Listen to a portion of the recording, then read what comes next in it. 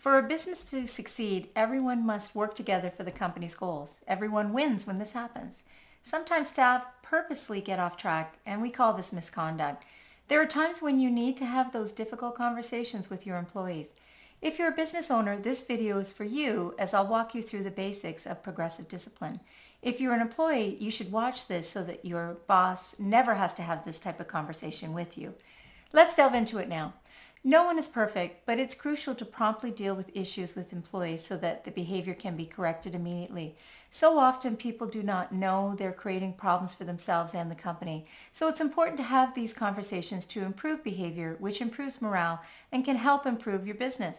Plus, it's essential to keep track of the behavior and document it, as you never know when you'll be dealing with a labor issue such as a grievance if it's unionized or a lawsuit if it's non-unionized.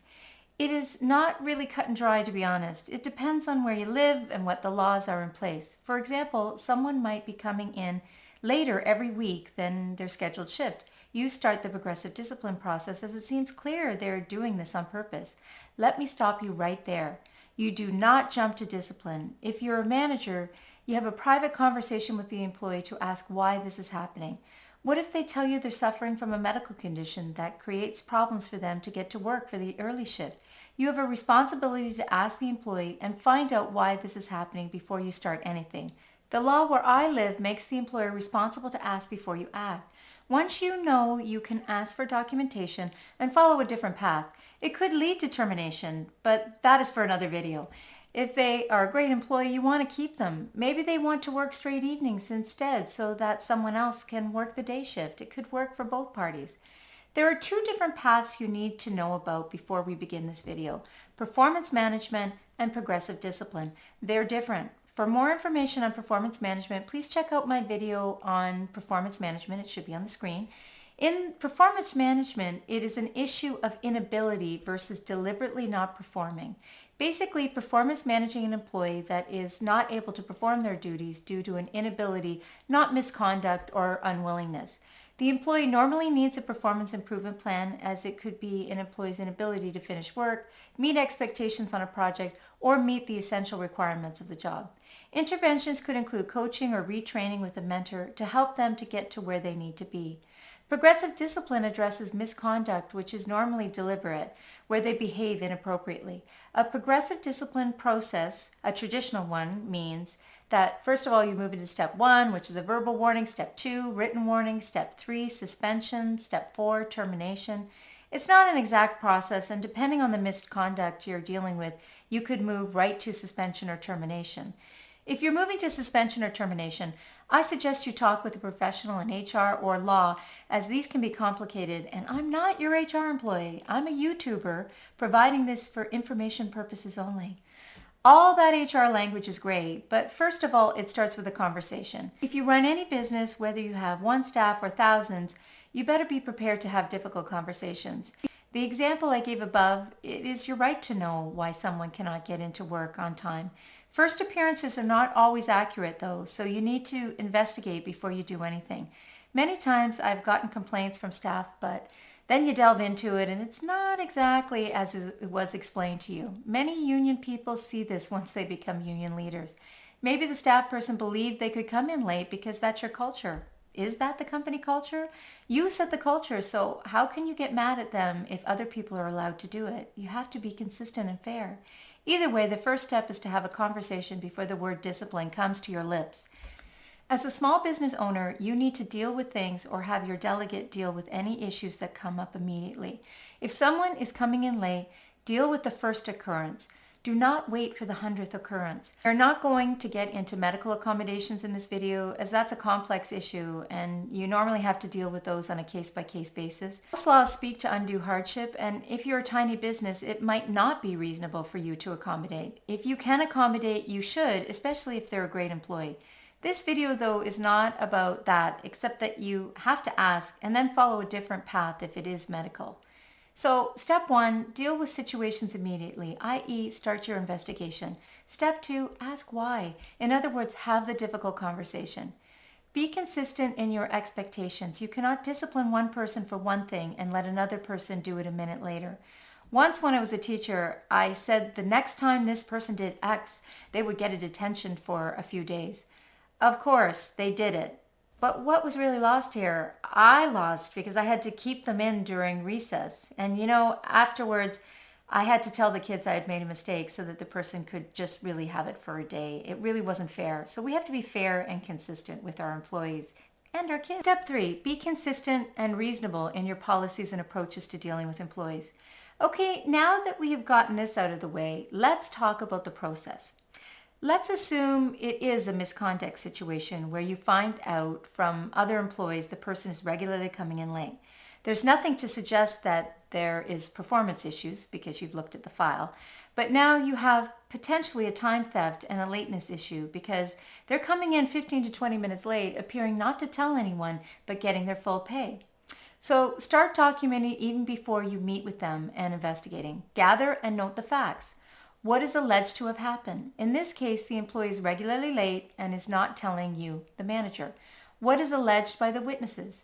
If people have come to you, get their statements, or if it came to you anonymously, document that piece. People telling you is great as you can start investigating covertly. You could find out the employee schedule and plan to be there before them to see when they come into work. Even better, check if you have video footage. You can check out the dates that you were advised by the other employees and cross-check it to the schedule. Make sure as well that you've checked the file for any performance issues, as I said earlier, or other discipline, as that will assist you in making your decision in the determination if you should move through the progressive discipline situation or if it's discipline at all. It would be better to have data that you can have in advance for when you do sit down with the employee. I know I said a conversation first, and that is true, but whenever I talk with an employee, I get the facts together first and then talk to them and ask them about it. Okay, now you have some facts. In this pretend case, you had video footage of the parking lot, and it is clear they have come in late for several shifts over several weeks.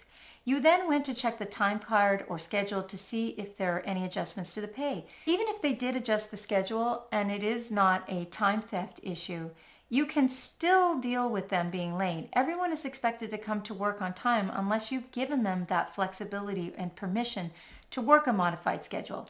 Being very thorough, you decide to do a quick search of social media to see if the employee posted anything that might be linked to this behavior. You'd be surprised at what things people post. Now you're in a better position to meet with the employee. I normally do not alert the person, and as the manager or owner, you can call a meeting whenever you wish to talk about issues. You need to document this conversation. Do not give them all the data you have collected. Make sure that you're taking them to somewhere where it's private and you can have this conversation where no one can overhear you. That's important too, and I didn't say that earlier. In this case, you have the evidence you can produce after you get their answers. I start with, can you tell me what time you normally start work? Note the facts. What did they say? What evidence did they produce? At this point, they are figuring out that you're checking on the late piece. They might cop to it right away and apologize, and that could influence your decision in terms of discipline. If they don't cop to it, ask them about the dates, and you can put a chart on the table for them to view. I always slip that in front like this. Try to do these in person if you can, as I said before. Wait for them to respond. Silence is your friend. People will tell you lots in the silence. If they're still denying, be frank that you know that they were late on dates 1, 2, 3. Of course, you've got the chart there as well. If they deny it again, I would be clear that you have video footage and we know that the schedule was not changed. So we have two issues, lateness and time theft. If I had just heard it from colleagues, I never say the colleagues' names, but rather say I followed up with staff. They may change their tune and say they were late. They suddenly remember, but they made up the time. You might give them the benefit of the doubt, but you're not going to tell them that in the meeting. Take down all the facts. Let them know you will get back to them. You are not telling them what you are going to do, and you are not making any decisions at this meeting. If they lied in the meeting with you, that's a big problem, and that could predict how they will be and act in similar circumstances in the future. You'll be taking that piece under advisement when you go away to make your decision. Do not leave until you have finished your notes, and they can just wait. Then you can get them to review the notes and sign the document for the accuracy of it, as that's best practice. The rationale for doing it is that they cannot come back and say they didn't make those statements if they signed the notes and you gave them time to review it. So it's the end of the meeting and they have signed the notes. If it was time theft, I might send them home on a paid leave as I continue to investigate, interviewing all the colleagues, for example, and re-looking at schedules and time cards and the system. In this case, they admitted to the late issue and they claim they stayed late to make up the time. So I'd let them go back to work and you can get back to them when you are done your investigation. Assuming they cannot modify any documents and documentations in this scenario, because then that would change how you act, or putting them off or not putting them off. You need to recheck the video footage to see if they left later on the dates to check about the modified schedule. You find that they do in fact stay late, unbeknownst to you. That creates another issue now, a safety issue, as you were not aware they were staying beyond their shift, as the schedule reflects nothing, but that's for another video. The issue is still lateness, and they work in a public-facing position that requires them to be covering the phones and desk at the time on the schedule. There was no prior approval to allow a modification of the schedule. This was willful misconduct, but it's correctable. It only happened over a few times, over a few weeks, so coaching is in order. You decide on a verbal warning. I write out my verbal warnings so that they are documented. The example on screen I'm going to read to you. Dear employee, this shall serve as official disciplinary action, verbal warning, related to your continued lateness for your scheduled shifts on A, B, and C. You have to list them all. At our meeting on blank, you admitted that you were late, but made up the time. For clarity, you do not have permission to make up time. You are expected to attend your scheduled shift at the scheduled time.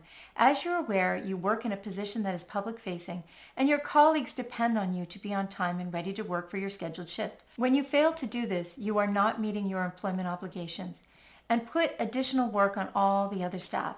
It is important that you come to work on time for your scheduled shifts.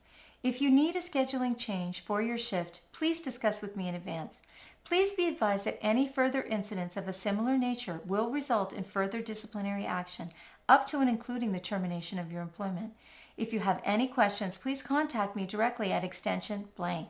Yours truly, put your name, your title, and a copy to the employee file. Some of you may say that this is a harsh letter for someone that was late and made up the time. It may seem harsh, but you have to make it clear now that that behavior won't be tolerated. If you don't deal with it now, it's going to be an even bigger issue later. Now you've finished your investigation and you've drafted the letter. Now you have to schedule a meeting with the employee to discuss and give them the letter. Make sure that there is some time in between when you met with the employee and you've made your decision. The employee has to believe that you did your investigation, that you really thought about it before you handed down discipline. And it is important for you to take that time to do that. Now you're scheduling that meeting. This is the hardest part, which is to face them and tell them that they did something wrong. And you have to help them fix it. The whole point of progressive discipline is to correct the behavior. In most cases, it gets fixed as employees understand there is no other option. The employment contract is clear. We pay you to do your job, and we have the right to schedule you as well. Failing to come to work on time after we've scheduled that means that the employment relationship is broken. Each partner has to hold up their end of the bargain. At the meeting, give the letter at the end. People get distracted when they see a letter. Talk to them first about some positive things you know about them. Refer back to their last performance appraisal and communicate what you know. Tell them in this case that you're giving them a verbal warning, as it is clear they were late, and explain all the reasons why it's important to the business for them to be on time for their scheduled shift. You might want to say that they're a valued member of the team and what a great employee they are, and that you know that this behavior can be corrected. Answer their questions and remind them that you know they can fix this. I know I say it a lot, but really remind them that you know they can fix it. But you have to clearly articulate with them that if this continues, it could lead to the termination of their employment. So let's work together to fix it now so it doesn't get to that result. At some employers, you can have a sunset clause to remove this discipline from the file after a period of time. I recommend that, as it's motivating for people to fix the behavior, as most people do not want something on their file. 18 months is an industry standard. Reminder, discipline is meant to improve performance, and knowing you can get it off your file is an incentive to improve. Now you can give the letter and give them time to read it. Also, give them time, if they need it, before you send them back to their workspace to do work. For some people, it's devastating to get in trouble at work. Be empathetic and listen, but be firm that the behavior needs to stop and only the person can fix it. Assuming they're a good employee, as I said before, this likely will be resolved with this verbal warning. If they continue to be late, you would progressively discipline them. This was more of a simple example for you to start, but the more you do it, the better you'll get at it, and it is a systematic process. So investigate and stick to the facts is what you really have to remember, and don't go straight to discipline. Remember, you're doing this to help your employee to get back on track. If you are an employee watching this video, now you know that the employer will investigate, and if you are willingly doing something that you know you should not be doing, stop immediately. For those that are interested, I have a book of forms which outlines the process on Amazon. It is just duplicate forms you can use and tear out. I've given you everything you need in this video, so you don't need to purchase it, but it might help as they are duplicates and it's already in a compact form for you to use. You don't keep them in the book. You take them out for each incident and put them in the employee file. Remember, you're responsible for maintaining the privacy of your employees. The link is in the description, but there's, as I said, no pressure to purchase it. You have everything you need in this video. It's under Lisa Rankin, which is another author name that I use on Amazon. Well, that's it for this video. Thank you for watching and spending your time with me. If you found value in the content, please consider subscribing, giving a like, and hitting that little notification bell so that you don't miss out on more content. See you in the next video.